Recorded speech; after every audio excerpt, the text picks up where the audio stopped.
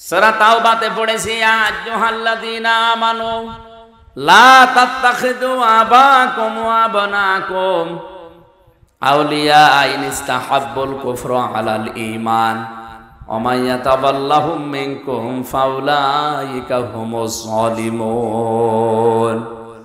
ওহে যারা বিশ্বাস করো আল্লাহ একজন আছে, কিয়ামত হবে, তারা শোনো, কখনো তোমাদের মা বাবা, তোমাদের সন্তান আদি স্ত্রী পুত্র এগুলোকে এরা যদি ঈমানের পরিবর্তে কুফরকে বেশি ভালোবাসে, তাদের সাথে সম্পর্ক রাখা যাবে না। শব্দটা কত কঠিন আপনি জানেন। বদরের ময়দানে পরীক্ষা দিয়েছিল সাহাবায়ে কেরাম এই আয়াতের।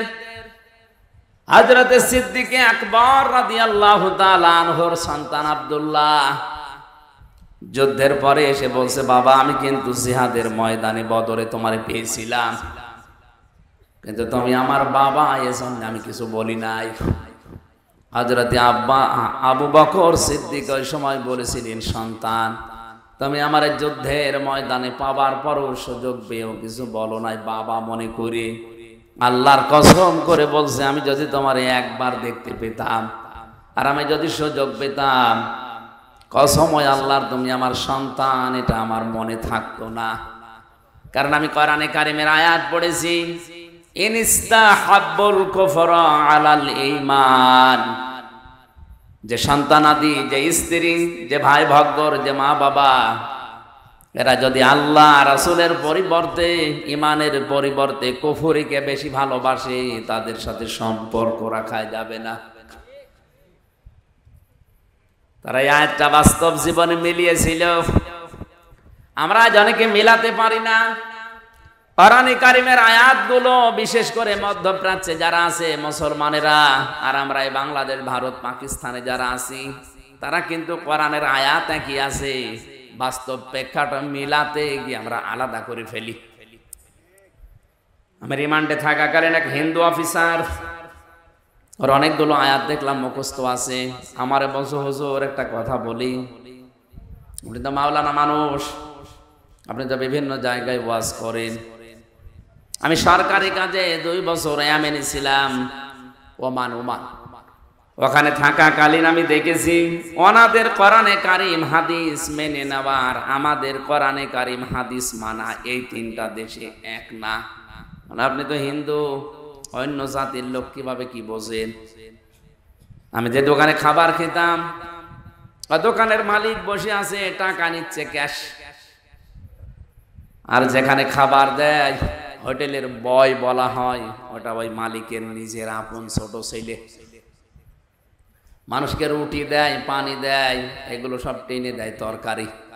ডাক দিয়ে একদিন বললাম, ভাই আপনি এই দোকানের মালিক, এত টাকা পয়সা আপনার, আর আপনার নিজের ছেলে, ওকে মানুষের মতো মানুষ না করে ওরে বড় একটা জায়গায় তুলে না দিয়ে আপনি কি করেছেন? ছেলেকে হোটেলের বয় বানিয়েছেন। একটা কথা হলো, উনি ওনার ভাষা দিয়ে বুঝিয়েছে, ভাই আপনি কোন দেশের মানুষ আমি জানি না, তবে অনেকদিন আপনি আমার হোটেলে খাবার খানের জন্য আপনাকে বলছি, এটা আমার নিজের ছেলে হতে পারে।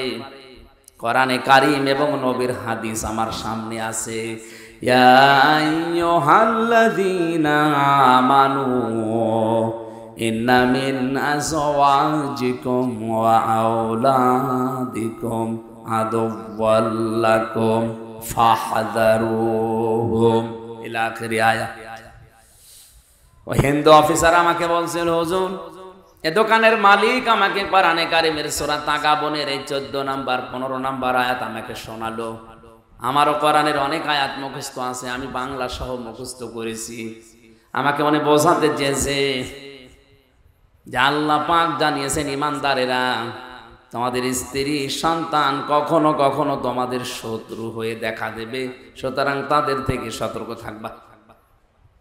আমার এই সন্তানটাকে আমি যা মনে করি, আপনাকেও আমি একই জিনিস মনে করি। কারণ আল মুসলিম আখুল মুসলিম, মুসলমান মুসলমানের ভাই। আপনি জাতিতে কি, আপনাকে তো আমি চিনি না, তো মুসলমান মনে করি বলছি। আমার এই নিজের আপন সন্তানকে আমি যা মনে করি, পৃথিবীর 175 কোটি মুসলমানকে আমি তাই মনে করি। না, এখানে বোঝার চেষ্টা করেন তো কথাটা কি বোঝাতে চাইলেন তিনি। যে আমার দায়িত্ব ছিল নবীর হাদিস অনুযায়ী আমার এই সন্তানের একটা সুন্দর নাম রাখা, আমি ওর নাম রেখে দিয়েছি আব্দুর রহমান। 2 নম্বরে ওকে আমি দ্বীনের শিক্ষা দেওয়া, এটা আমার দায়িত্ব ছিল। দ্বীনের শিক্ষা মানে হাফেজ মাওলানা শায়েখ বানানো লাগবে না, ইসলাম মানতে যতটুকু প্রয়োজন অতটুকু শিক্ষা দেওয়া ফরজ, আমি শিখিয়েছি। অন্তত ইসলামের যে মৌলিক জিনিস এগুলো মানতে পারে। 3 নম্বরে ওকে একটা সৎ পাত্রী দেখে পাত্রস্থ করা আমার দায়িত্ব ছিল, আমি একটা সৎ পাত্রী দেখে ওকে বিয়ে দিয়েছি। 4 নম্বরে ওকে একটা হালাল কর্মজীবন তৈরি করে দেওয়া আমার দায়িত্ব ছিল, আমি দিয়েছি আমার সামর্থ্য অনুযায়ী। আমার দোকানেও কর্মচারী হয়ে কাজ করে, মনে করেন 20,000 টাকা বেতন পায়, এটা দিয়ে ওর সংসার হালাল ভাবে ভালোভাবে ওর স্ত্রী নিয়ে চলছে, কোনো অসুবিধা নেই। আমি তো আর ওর জন্য 5 লাখ 10 লাখ 20 লাখ টাকা খরচ করে হারাম কোনো কাজে সুপারিশ করে একটা চেয়ারে বসিয়ে দিতে পারি না। কথাটার ওজন কত আপনি টের পাচ্ছেন? আজ বাংলার 1734 জন মানুষ দায়িত্বে আছে। এই ওমানের এই দোকানদার মুসলমানের মতো যদি এদের মন মানসিকতা তৈরি হয়ে যেত, এই দেশে ঘুষ নেওয়ার জন্য পিটিয়েও লোক পাওয়া যেত না। তিনি কি বোঝাতে চেয়েছেন? যে আমার সন্তানের উপরে হাদিস অনুযায়ী 4টা দায়িত্ব ছিল আপনার, আমি পালন করেছি। আমি কোরআনের আয়াতও সামনে রেখেছি। যেহেতু আমার শত্রু, ওর থেকে সতর্ক থাকা লাগবে। ওকে এমন জায়গায় আমি তুলে দিতে পারি না যে জায়গায় যে ও যেখানে বসার যোগ্যতা রাখে না, আমি টাকা পয়সা ঘুষ দিয়ে প্রভাব প্রতিপত্তি খাটিয়ে ওই চেয়ারে ওরে বসিয়ে দিলাম। ওইটার কারণে ওই চেয়ারে বসে ও আরো হাজারো অন্যায় করবে। আপনি বলেন তো এই নিয়মটা বাংলাদেশে এখন কেউ মানছে না? এই জন্য ওনাদের কোরআনে কারিমের আয়াতগুলো মানা আর আমাদের দেশের মানুষের কোরআনের আয়াত মানা একই আয়াত, কিন্তু মেনে নেওয়ার সিস্টেমটা এক না।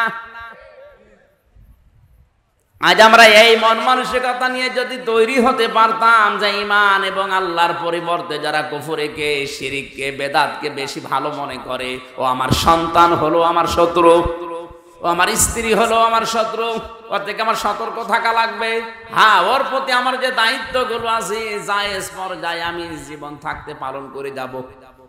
ওকে আমার দ্বীনের শিক্ষা দেওয়ার দরকার ছিল, আমি শিক্ষা দিয়ে দিয়েছি। আজকে দুপুর বেলা যেখানে মাহফিল ছিল আমি বলেছিলাম, এদেশে বাংলাদেশে একজনের 4টা ছেলে, সব হায়ার এডুকেটেড, সব উচ্চ শিক্ষিত, আর 2টা মেয়ে। 6 ভাই বোন মিলে বাবার সম্পদগুলো নিজেদের নামে লিখে দিয়ে 95 বছর বয়সী এই বৃদ্ধকে পাঠিয়ে দিয়েছে রাস্তায়। যা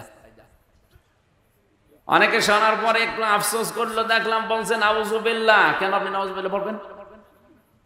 এ দোষ কি শুধুমাত্র ওই 6 ছেলে মেয়ের? ওই মুরব্বীর দোষ নেই? ওর যে 4টা দায়িত্ব ছিল একটাও পালন করে নাই। ছেলে মেয়েদের নাম রাখার ক্ষেত্রেও ও এমন এমন নাম রেখেছে, নামের ভেতরে প্রভাব আছে। নাম রেখে দেয় ডেঞ্জার। ডেঞ্জার মানে কি? অত বড় হয় ভয়ঙ্করী হবে।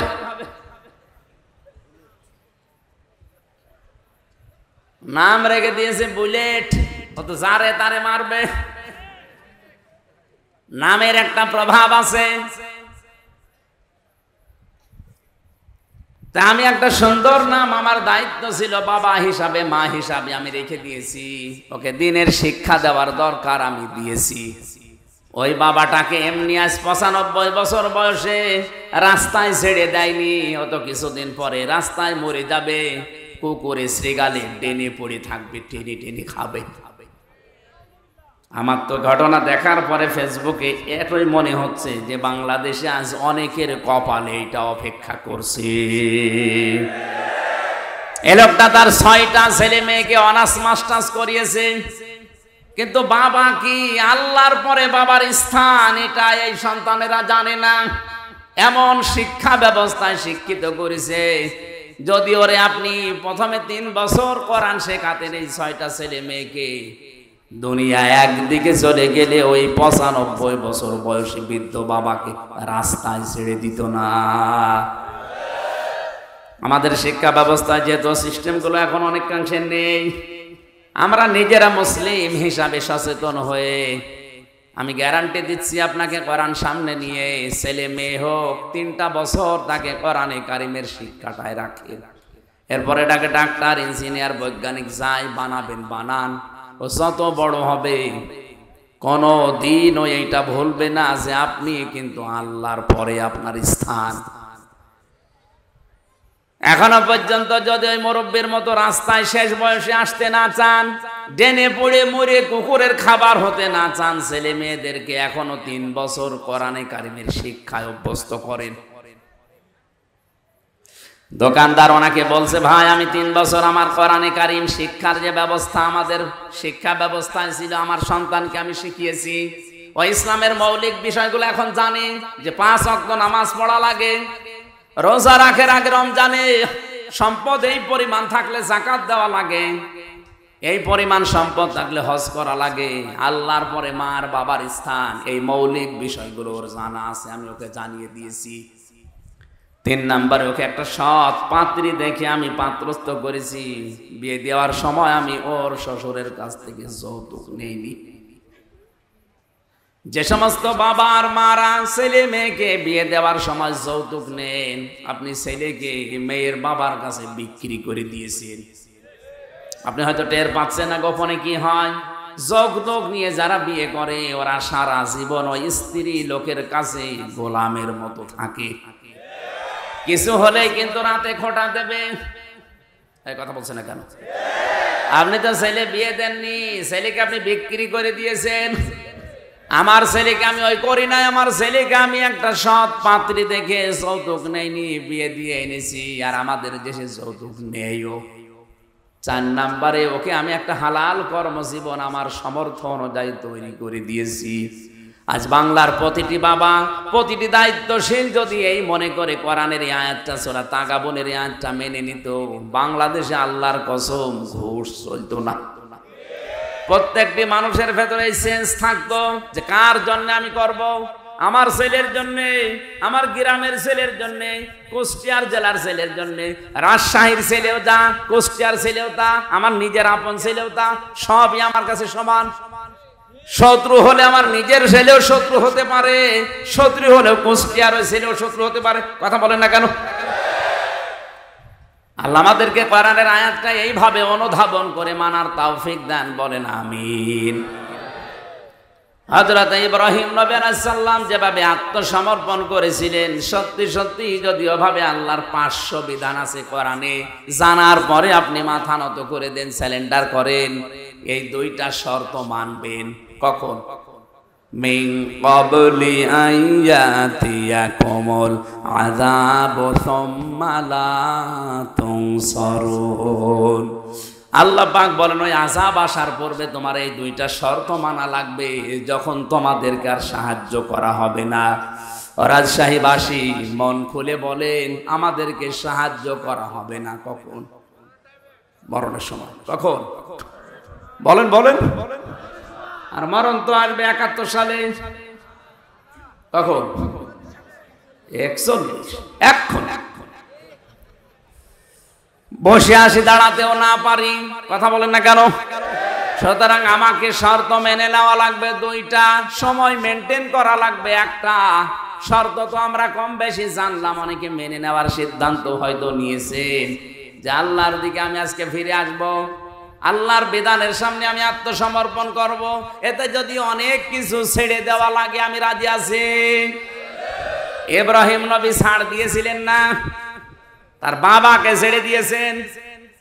যখন আগুনে ফেলছিল ওই কঠিন মুহূর্তে তিনি তাকিয়ে দেখলেন যে চড়কা আছে, চড়ক গাছ, এটা তার বাবা পর্যন্ত ধরে ঘোরাচ্ছে।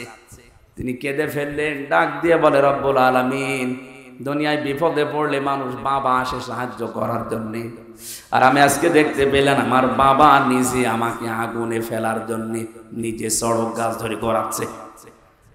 আমার বিশ্বাস হয়ে গেছে আসমান জমিনে তুমি ছাড়া আর কেউ নেই, মাবুদ তুমি আমাকে বাঁচাও। ফেরেশতারা এসেছিল, তিনি নেননি। আল্লাহ পাক তার এই ঈমানটা দেখার পরে আগুন পর্যন্ত ফুল বাগান বানিয়ে দিয়েছেন। সালামান শব্দ দিয়ে পুরা আগুনের বাগান, আগুনের কুণ্ডল কি আল্লাহ সালামান দিয়ে বেহেশতের বাগান বানিয়ে দিয়েছেন। আমার রাজশাহীবাসী, আমি আবার বলছি, এই শর্ত দুইটা যদি সত্যি আজকের এই ময়দানে এসে আমরা মেনে নেওয়ার সিদ্ধান্ত নিতে পারি, আর সময়টা যদি মেনটেন করতে পারি যে না 41-71 না এখনই মরণ এসে যেতে পারে, সুতরাং আমি এখনই পরিবর্তন হয়ে গেলাম, আল্লাহর ঘোষণা মিথ্যা হবে না। বাড়ি যাওয়ার আগে আপনাকে মনে হবে যে আপনার মা কেবল প্রসাব করেছে, আপনি বেগুনা ব্যক্তির মতো হয়ে যাবেন। এই নিয়তেই তো আমরা এসেছি নাকি বলেন? আল্লাহ পাক আমাদেরকে সূরা ফুরকানের এই 71 নম্বর আয়াত আমাদের জীবনে যেন কার্যকর করে দেন, বলেন আমিন। দরুদ আর সালাম পড়ে আজকের তেলাওয়াতকৃত আয়াত, গুরুত্বপূর্ণ দুইটা আয়াত পড়েছে সূরা হিজর থেকে 43-44 নম্বর আয়াত। আমার যতটুকু কোরআনের উপরে আয়াত আছে, আমি যতটুকু তাফসিরে আয়াতের উপরে দেখেছি, আমার তো মনে হচ্ছে এই যে গরমে 1-1.5 ঘন্টা না, কিয়ামত পর্যন্ত আয়াতের কথা বললেও কথা শেষ হবে না, এত কথা আল্লাহ লুকিয়ে রেখেছেন, শুধু টান দিয়ে বের করা লাগবে। আজকে আমরা চেষ্টা চালাবো তাফসির আকারে আবিষ্কার করার ইনশাআল্লাহ। জবান খুলে কোরআন শোনার জন্য পড়েন, আউযু বিল্লাহি মিনাশ শাইতানির রাজিম, বিসমিল্লাহির রহমানির রহিম,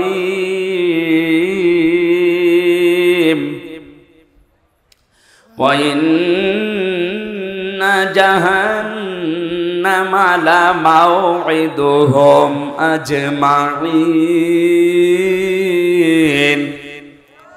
লাহা সাবআতু আবওয়াব, লিকুল্লি বাবিম মিনহুম জুজউম মাকসুম।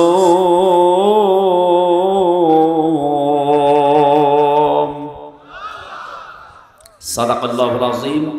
সূরা হিজর, কোন সূরা? হিজর মানে পাহাড়ের পাথর। কিসের পাথর?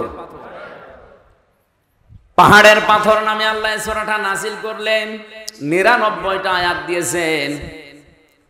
এ সূরার সর্বশেষ আয়াত হচ্ছে, আল্লাহ পাক বলেন ইবাদত করতে থাকবা ওই সময় পর্যন্ত যতক্ষণ তোমার কাছে মরণ না আসে। তার মানে ইবাদত এটা শুধু 2-1 দিন 5 দিনের ব্যাপার না, মানুষের জীবনে ইবাদত চলবে ওই সময় পর্যন্ত যতক্ষণ পর্যন্ত মরণ না আসে। এখন ইবাদতটা কি? আমরা অনেকে এখানে ধারণা করে রেখে দিয়েছি। এই সূরার সর্বশেষ আয়াত কি? ওয়া'বুদ, তোমরা ইবাদত করো, রব্বাকা, তোমার রবের, হাত্তা, যতক্ষণ, ইয়াতিয়াকাল ইয়াকিন, তোমার কাছে মরণ না আসে। আমি আয়াতের তাফসীর পড়তে গিয়ে কাবীর ফখরউদ্দিন রাজি রহমতুল্লাহ আলাইহির 5টা মন্তব্য পেয়েছি। আমি কি তাফসীর আকারে বলবো না কিচ্ছা বলবো?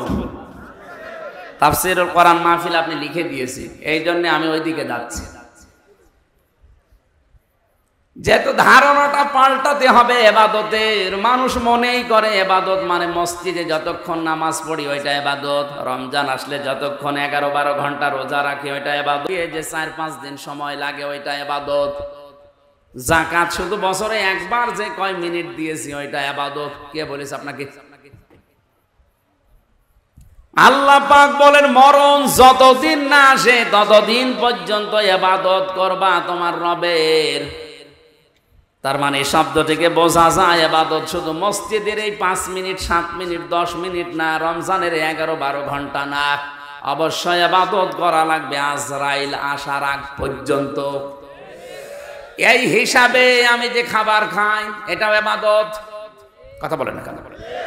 কেউ যদি সকালবেলা উঠে নাস্তা করার সময় বলে বিসমিল্লাহির রহমানির রহিম, এই শব্দ বলার পরে মুখে খাবার দেয়, 8 মিনিট 10 মিনিট 15 মিনিট 20 মিনিট ধরে যদি রুটি খায়, খাবার খায়, পুরা খাবারটাই হয়ে যাবে ইবাদত। খাবার খাওয়ার পরে টয়লেটের প্রয়োজন দেখা দেয়, টয়লেটে প্রবেশ করার সময় যদি কেউ বাম পা দিয়ে প্রবেশ করে বলে আল্লাহুম্মা ইন্নী আউযু বিকা মিনাল খুবুসি ওয়াল খাবাইস, হে আল্লাহ আমি যত দুষ্ট জিন আছে, সে নারী জিন হোক পুরুষ জিন হোক, তাদের থেকে তোমার কাছে আশ্রয় চাই। এই শব্দটা বলার পরে যখন মানুষ টয়লেটে বসে তখন শয়তানের চোখের উপরে পর্দা পড়ে যায়। এখানে কত হাজার হাজার মুসলমান আছে এই শব্দটা বলে টয়লেটে বসবে, এইটাও বলে না, ও জানেও না। শয়তান কিন্তু জান্নাত থেকে আদম হাওয়াকে বের করে দেবে, এটা তার টার্গেট ছিল না। প্রথমে ওর প্রথম টার্গেট ছিল আদম হাওয়াকে আমি কি করে উলঙ্গ অবস্থায় লজ্জা স্থান দেখবো। এজন্য এই শব্দটাকে নবীজি আমাদের শিখিয়েছেন, শয়তান যেন তোমাদের লজ্জা স্থান থেকে আনন্দ করতে না পারে। আজ যারা নিজেদের শরীরকে উন্মুক্ত করে গোপন অঙ্গগুলো মানুষকে দেখিয়ে আনন্দ পায়, বুঝবেন ওইটার ভেতরে আর শয়তানের ভেতরে কোনো পার্থক্য নেই। আমরা বাংলাদেশ সহ একটা বিশ্বে একটা প্রাণী দেখি, কুকুর, 1-1.5 হাত লেজ, কথা বলে না কেন? অথচ লেজটা পুরো উল্টো করে দেখিয়ে মানুষকে বলে যা দেখবি দেখ। ও কিন্তু ঢেকে রাখলে রাখতে পারে, এই কথা বলছেন এখানে। ও ঢেকে রাখলে রাখতে পারে, লজ্জা স্থান উন্মুক্ত করে মানুষকে দেখে আরো আনন্দ পাচ্ছে। আজ যারা নিজেদের গোপন অঙ্গকে, যে সমস্ত বিষয়গুলো ঢেকে রাখা দরকার ছিল, এগুলো যারা জনগণকে দেখিয়ে উন্মুক্ত করে আরো আনন্দ উল্লাস করে, বুঝবেন এইটা আর কুকুর সমান।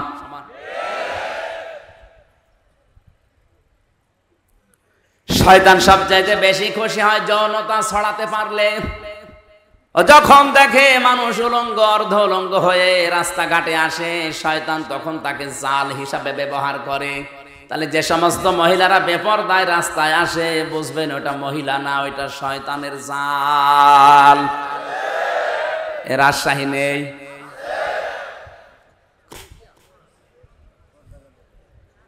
কোন মহিলাকে নবীজি দাজ্জুস বলেন নাই হাদিসে, আর দাজ্জুস লা ইয়াদখুলুল জান্নাহ, এটা মুযাক্কার শব্দ। ওই পুরুষ মানুষ দাজ্জুস যার মেয়ে পর্দার ভেতরে কন্ট্রোলে থাকে না, যার স্ত্রী পর্দার ভেতরে কন্ট্রোলে থাকে না, যার বোন পর্দার ভেতরে কন্ট্রোলে থাকে না, যার মা পর্দার ভেতরে কন্ট্রোলে থাকে না, নবীজি ওই পুরুষকে বলেছেন দাজ্জুস, ওর জন্য জান্নাত হারাম। এই হাদিস অনুযায়ী বাংলাদেশে কত মানুষের ওপরে জান্নাতে যাওয়া নিষিদ্ধ, আপনি চিন্তা করে দেখেন। আজকে থেকে আমলটা আমরা ইবাদতটা আরম্ভ করব। টয়লেটে যদি 8 মিনিট 10 মিনিট আপনি সময় ব্যয় করেন, এই দোয়াটা পড়ে বসার সঙ্গে সঙ্গে ইবাদত আরম্ভ হয়ে যায়। বলেন ওইটাও আবার ইবাদত? হ্যাঁ, ওইটাও ইবাদত। ওখান থেকে যখন ডান পা দিয়ে আপনি বের হয়ে বলেন গফরানাক, কি বলেন? কেন বলেন বলেন তো? এই কথাগুলো ভালো করে বলুন। কেন আপনি 8-10 মিনিট 15 মিনিট টয়লেটে বসে থাকার পরে ডান পা দিয়ে বের হওয়ার সময় গফরানাকা বলেন? আল্লাহকে বলতে চান, মাবুদ আমি এই 10 মিনিট পর্যন্ত তোমার জিকিরের, তোমার তাওবার, তোমার ক্ষমার বাইরে ছিলাম, আমি পড়তে পারি নাই। এই জন্য বের হওয়ার পরে আমি তোমার কাছে বলছি গফরানাকা, আমাকে আগে মাফ করে দাও। আলহামদুলিল্লাহিল্লাযী, সব প্রশংসায় তোমার। আযহাবা আন্নিল আযা ওয়াফানি, প্রশংসা এই জন্য করছি যে তুমি আমার পেট থেকে গান্ধা জিনিসগুলো বের করে দিয়ে, এই কষ্টদায়ক বিষয়গুলো বের করে দিয়ে তুমি আমাকে নিরাপত্তা দিলে, স্বস্তি দিলে, শান্তি দিলে। এই শব্দটা শুধু বলা না, বাস্তবে যদি আমার আল্লাহ সত্যি এটা বন্ধ করে দিত, টয়লেট যদি কারো বন্ধ হয়ে যায়, প্রসাব যদি বন্ধ হয়ে যায়, ডাক্তার আছে, আমারও কয়েকদিন আগে চট্টগ্রামে থাকাকালীন বন্ধ হয়ে গিয়েছিল প্রসাব। ডাক্তারকে দেখানোর পরে আমারে বলছে 12,000 টাকা খরচ হবে এটা আবার চালু করার জন্য।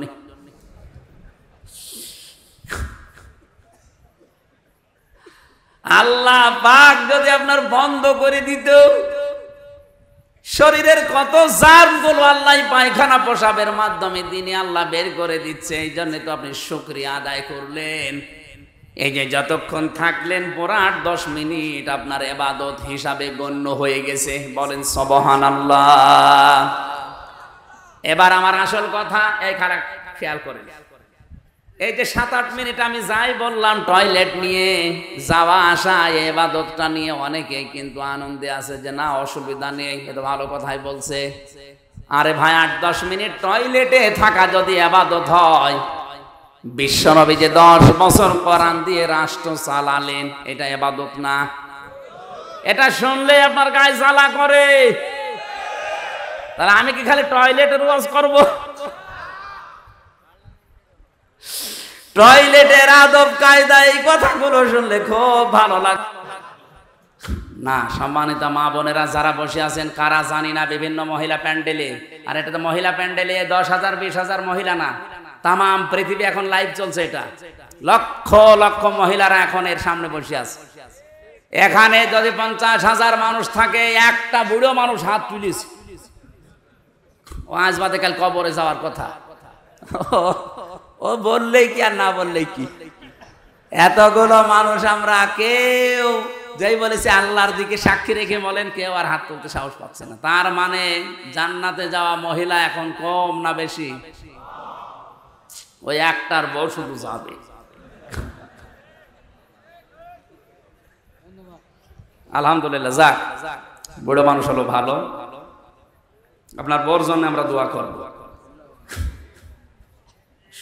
আপনি হাসতেছেন, বলেন তো একটা মানুষ বাদ দিয়ে কেউ সাহস পাইল না? এ লোকটা যখন বলেছে আমার বউ আমার মন মতো, আমি হাত কাটতে দেব না, আমি তো এসেছিলাম উপকার করার জন্য, আর এখন আমার এই বিপদে ফেল, তখন বলছে ঠিক আছে এভাবে থাকো, পোশাক পায়খানা তো প্রয়োজন হয়েছে এই মহিলার, কিন্তু হাত তো ছড়ে না, কি করবে? শেষে ওই দেশের প্রধান বিচারপতি ছিলেন ইমাম মালিক রহমতুল্লাহ আলাইহি, মদিনায় তিনি বাস করেন। ঘোড়ায় নিয়ে তাকে ঘোড়ায় চড়িয়ে নিয়ে আসা হচ্ছে। এই মহিলার কাছে পর্দা দিয়ে ঘিরে দিয়ে প্রশ্ন করছে ইমাম মালিক, হে আল্লাহর বান্দি, কি কি হয়েছে সঠিকভাবে বলবা, মিথ্যা কথার আশ্রয় নিলে কিন্তু আমি ধরে ফেলবো। ঘোড়া থেকে প্রথম থেকে একটা একটা করে বলছে, আমি এই করেছিলাম, আমি তো আপন মনে এসে লাশ ধোয়ানোর জন্য প্রসাব পায়খানা পরিষ্কার করিয়ে শুধু রানের উপরে হাত দিয়েছি, আর হাতটা আটকিয়ে গেছে। ইমাম মালিক বলছে না, আমার একটা কথা কেমন যেন ছাড় ছাড় মনে হচ্ছে। আর একটা কথা এর ভেতরে আছে গোপন, সত্যি করে বলো কি? আমার কাছে কিন্তু কোরআন আর হাদিসের রাডার আছে, আমি ধরে ফেলবো। ধমক দেওয়ার পরে মেয়েটা বলছে, ইমাম, আমি যখন লাশ ধোয়াতে চাচ্ছিলাম, প্রসাব পায়খানা পরিষ্কার করিয়ে যখন রানের উপরে হাত দিয়েছি, ওই সময় এই মহিলার প্রতি একটা খারাপ ধারণা নিক্ষেপ করেছিলাম। ওকে মনে মনে বলেছিলাম, কাউকে আমি শোনাইনি, মনে মনে আমি বলেছিলাম তুমি তো উপরে ফিটফাট, কিন্তু ভেতরে তোমার তো সদরঘাট। কারণ হচ্ছে এই তোমার বাড়িতে আমি একটা পুরুষ মানুষকে একদিন প্রবেশ করতে দেখেছিলাম, পরবর্তীতে জানতে পারলাম ওইটা আসলেই ওর আপন নিজের বড় ভাইয়ের ছেলে। বলেন তো ভাইয়ের ছেলে ওই মেয়েটার সম্পর্কে কি হয়? ফুফু। কি হয়? ফুফু বোঝেন? 14 জন মহিলার সাথে 14 জন পুরুষের সাথে একজন মহিলার দেখা করা যায় যাচ্ছে কয়জন? তার ভেতরে ভাইয়ের ছেলে নেই। এই কথা বুঝতেছেন? এই যে মাহারাম পুরুষ, এই 14 জনের ভেতরে ভাইয়ের ছেলে, আপন ভাইয়ের ছেলে হলে যায় যাচ্ছে। অথচ এটা আমি না জেনে খারাপ মন্তব্যের উপর নিক্ষেপ করেছিলাম। আল্লাহর নবী জানিয়েছেন, মান সালিমাল মুসলিমুনা মিন লিসানিহি ওয়া ইয়াদিহি। আমি হাদিসটা প্রথমে পড়েছিলাম। আল্লাহর নবী জানিয়েছেন ওইটাই তো মুসলমান, যার হাতের দ্বারা মুখের দ্বারা অন্য মুসলমানের নিরাপদ থাকে। তোমার হাতের দ্বারা, তোমার এই মুখের দ্বারা এমন একটা কিছু নিক্ষেপ করেছিলে যেটার দ্বারা এই মহিলার উপর একটা কলঙ্কের দাগ পড়েছে তার চরিত্রে, অথচ ওই দোষ এই মহিলা করে নাই। যে পুরুষকে তুমি বের হতে চেয়ে দেখেছিলে ওটা তার আপন ভাইয়ের ছেলে, ওটা তার ফুফু হয়। কি হয় বলেন বলেন? ফুফুর সাথে মায়ের সাথে কোনো খারাপ ধারণা করে মেনে নেওয়া যায়? আর এটা জায়েজ আছে। শেষ পর্যন্ত তুমি যখন এই ধারণাটা মুখ দিয়ে মনে মনে নিক্ষেপ করেই দিয়েছো, মহান আল্লাহ তোমাকে ছাড়ে নাই, এই পাপের শাস্তি দুনিয়ায় পাঠিয়েছে। সূরা নিসা 5 নম্বর পারা 15 নম্বর পৃষ্ঠা 13 নম্বর লাইনের 112 নম্বর আয়াতে এই আয়াতের দলিল আছে, ওমাই ইয়াকসিব খাতিয়াতান আও ইসমান সুম্মা ইয়ারমি বিহি বারিয়ান ফাকাদ হিতামালা বুহতানা ওয়া ইসমাম মুবিনা। এটা ইবনে কাসিরে আছে। আল্লাহ পাক বলেন দুনিয়াতে এমন বহু মানুষ আছে নিজে অন্যায় করে, আর অন্যায়টা যখন হয়ে যায় তখন একটা নিরপরাধ মানুষের ঘাড়ের উপরে দোষটা চাপিয়ে নিজে ভালো সাজে। এই দেশে নেই? এই কথা বলে না কেন? নিজে অন্যায় কাজ করেন, নিজে ঘুষ খান, নিজে সুদ খান, আর একটা নিরপরাধ মানুষের উপরে দোষটা চাপিয়ে দিয়ে তার জীবনটা নষ্ট করে দেন। আল্লাহ বলেন ফাকাদ ইহতামালা বুহতানা ওয়া ইসমাম মুবিনা। এরকম অপরাধ যারা করে তারা যেন প্রকাশ্য পাপের বোঝা বহন করে নিয়ে বেড়ায়। আজ হয়তো আমরা এটা দেখতে পাচ্ছি না, তাই যদি আদম নবীর ওই শরীয়ত থাকতো তাহলে গোনাগুলো আজ আমরা দেখতে পেতাম, আপনি রাস্তায় বের হতে পারতেন না। বাংলাদেশে বহু মামলা যারা দায়ের করে, এই মামলাগুলোর আয়ু যারা আছে, মামলাগুলোর বাদী যারা আছে, আমার তো মনে হয় হাজারো মানুষ ধরা খেত, রাস্তায় বের হতে পারতো না। তুমি যখন এই অন্যায়টা করেই ফেলেছ, তোমার শাস্তি আছে কোরআনে কারিমে 2টা। ওয়াল্লাযীনা ইয়ারমুনাল মুহসানাতি সুম্মা লাম ইয়াতু বিআরবা'তি শুহাদা ফাজলিদুহুম 80 ওয়ালা তাকবালু লাহুম শাহাদাতান আবাদা ইলা আখিরি আয়াত। সূরা নূরের 4 নম্বর আয়াতটা তিনি তেলাওয়াত করলেন। উপস্থিত স্বামী 2 জন আছে, ওর স্বামী আর মৃত মহিলার স্বামী, 2 জনকে বললেন আমি প্রধান বিচারপতি এই দেশের, কোরআনে কারিম দিয়ে রায় দিয়ে দিলাম, এই মহিলা যদি নিরপরাধ কোনো নেককার মহিলার উপরে জেনার তহমত, ধর্ষণের তহমত, ব্যভিচারের তহমত লাগায়, আর যদি 4 জন সাক্ষী জোগাড় করতে না পারে, তাহলে তার প্রথম শাস্তি 80টা বেত মারা। 2 নাম্বার, কোনোদিন তার সাক্ষী আর কবুল হবে না, আদালতে গ্রহণ করা হবে না। ওর যেহেতু সাক্ষী নেই, তাহলে 80টা বেত মারা লাগবে এখন, আর জীবনে বেঁচে থাকতে ওর সাক্ষী আর আদালতে গ্রহণ হবে না। এই আয়াতটা যদি আজ বাংলাদেশের সংসদে 53 বছর আগে কায়েম থাকতো, এই কথা বলছেন, কত মানুষের সাক্ষী এমনি বাতিল হয়ে যেত। আমরা মামলার চার্জশিট দিয়েছে, বিচার শুরু হবে। বলেন তো এই মামলায় কিছুই আমি জানি না, আনসার আর কি যেন নাম দিয়েছে, জীবনে ছাতা নামও শুনি নাই। এখন এই মামলায় যারা সাক্ষী দেবে, মামলার আয়োজনই আছেন, অবশ্যই সাক্ষী তো আছে, নাই তো রিপোর্ট দিল কি করে? এই সাক্ষী যারা দেবে, আল্লাহর কসম, এই মামলায় যারা সাক্ষী দেবে, বলেন একটা কথা সত্য বলতে পারবে না, সব বানিয়ে মিথ্যা কথা বলা লাগবে। যারা কোনো নিরপরাধ মানুষের উপরে কোনো দোষ চাপিয়ে, ওটা যদি সত্যি সত্যি না হয়, প্রমাণ না হয়, তাহলে 2টা শাস্তি কোরআন তাদের দিয়েছে। 80টা বেত মারা লাগবে। 2 নম্বরে, জীবনে আদালতে তার কোনো সাক্ষী মরণ পর্যন্ত কবুল হবে না, গ্রহণ হবে না। জল্লাদকে ডাক দিয়ে বলে শুরু কর। 80টা বেত মারা শুরু হয়ে গেছে, 79টা পার হয়ে গেছে, কিন্তু হাত খোলে না। জল্লাদ ডাক দিয়ে বলে ইমাম, কোরআন দিয়ে তো রায় দিলেন, কিন্তু হাত তো খোলে না। ইমাম মালিক বললেন না, ওয়া তাম্মাত কালিমাতু রাব্বিকা সিদকাও ওয়া আদলা লা মুবাদদিলা লিকালিমাতি। কোরআনে কারিমে আল্লাহ বলেন, আমার কালামে যা কথা আছে সব সত্য কথা, সব ইনসাফপূর্ণ কথা, আর কোনদিন আমার কালামের কথা পরিবর্তন হবে না। যেহেতু আমি 80টা বেতের কথা জানিয়েছি, সামানি না, 80টা মারতে হবে, 79টা হয়েছে। আমি আল্লাহর কোরআনে 100 ভাগ বিশ্বাস করি, বিচার আমি কোরআন দিয়ে করেছি, এটা সঠিক হয়েছে, তুমি আর একটা মারো। জল্লাদকে যখন বলে আর একটা মারো, সঙ্গে সঙ্গে 80টা শেষ হতে হাত চট করে খুলে যেতে দেরি হয়নি। আমি শুধু সুবহানাল্লাহ নাউযুবিল্লাহ পড়ার জন্য বলি নাই। এখানে শিক্ষা কি? নিরপরাধ কোন মানুষের উপরে যে বিষয় সে জানে না এরকম একটা তহমত যদি কেউ লাগিয়ে দেয়, ওটা যেন প্রকাশ্য পাপের বোঝা বহন করে নিয়ে বেড়ায়, এটা কিন্তু ওই মহিলাকে দিয়ে আল্লাহ দেখিয়েছেন। আমার মনে হয় এটা যদি আজ বাংলাদেশে আল্লাহ দেখাতো, কত মানুষ এমনিতে ওয়াজের আগে ভালো হয়ে যেত। এই জন্য জাহান্নামে হোতামারে দরজা উন্মুক্ত তাদের জন্য যারা সামনে পেছনে মানুষের গীবত করে, আন্দাজে দোষ চাপিয়ে দেয়, এর কথা ওর কাছে লাগায়, তালাতালি করে সম্পর্ক নষ্ট করে দেয়। এই এতটুকু অপরাধের কারণে এই ভয়ঙ্কর দরজা দিয়ে আপনি যাবেন, আপনি কোনোদিন কল্পনা করেছেন? এখানে হাজার হাজার মানুষ, আমার মনে হয় অনেক মানুষ এমন পাওয়া যাবে দুনিয়ার কোনো বিষয় নিয়ে কথাবার্তা বন্ধ করে আজ 3 দিন 7 দিন 10 দিন 3 বছর কথা বলে না। কি অপরাধ করেছে? মুরগিতে ধান খেয়েছে, এই অপরাধ না। যারা 3 দিনের বেশি পার হয়ে গেছে কথাবার্তা বলেন না, যদি আজকের এই ময়দান থেকে এটা মিটিয়ে যেতে না পারেন, আর এই অবস্থায় যদি মরে যান, আপনি বেঈমান হয়ে মরবেন। এক্ষুনি মেটানো লাগবে। শুধু ওয়াজ শুনতে আসা না, এখান থেকে ওয়াজ বাড়ি নিয়ে যাওয়া লাগবে। কথাবার্তা বন্ধ করে দিয়েছেন 3 দিনের অধিক, এরকম কেউ থাকলে হাত তোলেন তো। একজন কি কথা বন্ধ করেছেন কোন কারণে?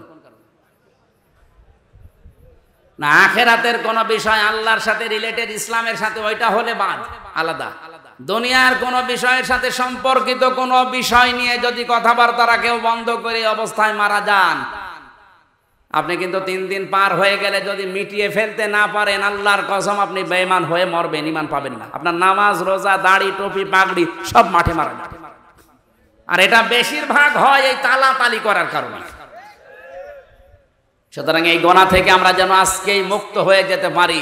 যারা এগুলো বন্ধ করে আছেন, যদি নিজের থেকে উদ্যোগ নিয়ে কথা আরম্ভ করতে পারেন, আল্লাহর আরশ আপনার উপরে খুশি হয়ে যাবে। এই আমলটা জারি করা যায় না? অন্তত যে 2 জন হাত তুললো এরা তো পারে নাকি? সুবহানাল্লাহ, আলহামদুলিল্লাহ, লা ইলাহা ইল্লাল্লাহ, সুবহানাল্লাহ, আলহামদুলিল্লাহ, লা ইলাহা ইল্লাল্লাহ, সুবহানাল্লাহ, আলহামদুলিল্লাহ। এই লাইন দেন না কেন? তাড়াতাড়ি দেন। সুবহানাল্লাহ, আলহামদুলিল্লাহ, লা ইলাহা ইল্লাল্লাহ, লা ইলাহা ইল্লাল্লাহ, মুহাম্মাদুর রাসূলুল্লাহ। সম্মানিত ভাইরা, গরমে যে অবস্থা, আপনারা বসে আছেন, ধন্যবাদ আপনাদেরকে। এখন প্রায় রাত 12টা বেজে যাচ্ছে, তাহাজ্জুদের সময় হয়ে যাচ্ছে। আর 7টা যে বিষয় ছিল এর ভেতরে একটা একটা করে বলতে গেলে ফজর হয়ে যাবে। আমরা যতটুকু শুনেছি, এই গোনা থেকে অন্তত আমরা যেন আজকেই নিজেকে মুক্ত রাখতে পারি। 2 নম্বর অপরাধ হচ্ছে আয়াতের পরে আল্লাযী জামা মাল ওয়া আদ্দাদা, যারা মাল সম্পদ জমা করে আর বারবার হিসাব করে, ইয়াহসাবু আন্না মালাহু আখলাদা, ও মনে করে চিরস্থায়ীভাবে আমার কাছে থাকবে। এই সমস্ত অপরাধী মানুষগুলো হোতমা নামক দরজা দিয়ে প্রবেশ করবে আল্লাহর চালানো আগুনের ভেতরে। আল্লাহ আমাদের হেফাজত করুন, আমিন। আমি পারিবারিক জীবনে দাম্পত্য কলহ এবং তার সমাধান নিয়ে জেলখানায় বসে 2টা বই লিখেছিলাম। বিশেষ করে যে এইটা পুরুষের জন্য একটা, মহিলার জন্য একটা।